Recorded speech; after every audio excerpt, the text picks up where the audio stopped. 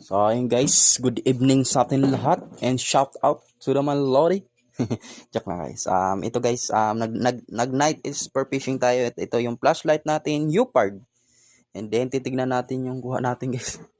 And syempre, bagong ano pa lang tayo, bagong nag-spear fishing. Ito yung bukas man. Oh, wala kasi sa Maynila yan eh. Idiin mo ba? I-push. Ayan, tama yan. So, ayun yung ating tinatawag nilang panyapak and then tali. Para di mo na mabitawan yung ex mo. Ay, sorry. Sorry. Ito yung huli natin guys. Ayan. Yung huli natin lahat. Ito. Ayan guys. Ayan lang yung huli natin. Ayan, isda. Hindi ko alam guys kung anong tawag dyan sa mga isda. Basta isda na yan guys. Yan yung huli natin. Ito, ang laki ng seashells na to.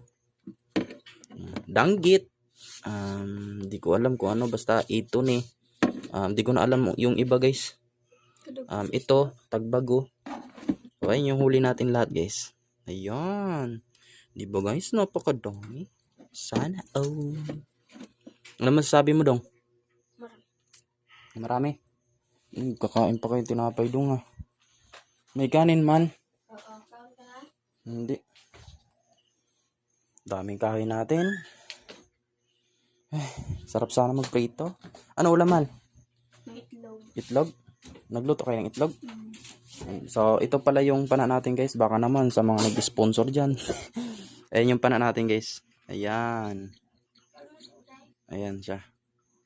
Hindi siya katulad sa mga nag-spear fishing guys, sa mga vlogger. Iba to sa amin. Ayan. Ayan.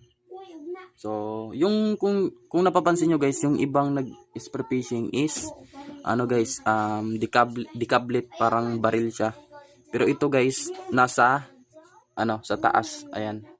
Ito yung kakablitan mo. Ayan, para yun, mapana mo. 'Di ba? Ito lang guys, yung huli natin, wala nang iba. Hindi ko alam kung anong tawag nitong isda na tong isa guys. Ayan. Itong isda na to. Ito. Tsaka ito, di ko alam kung anong tawag dyan. Basta yan na yung huli ko guys, ang dami.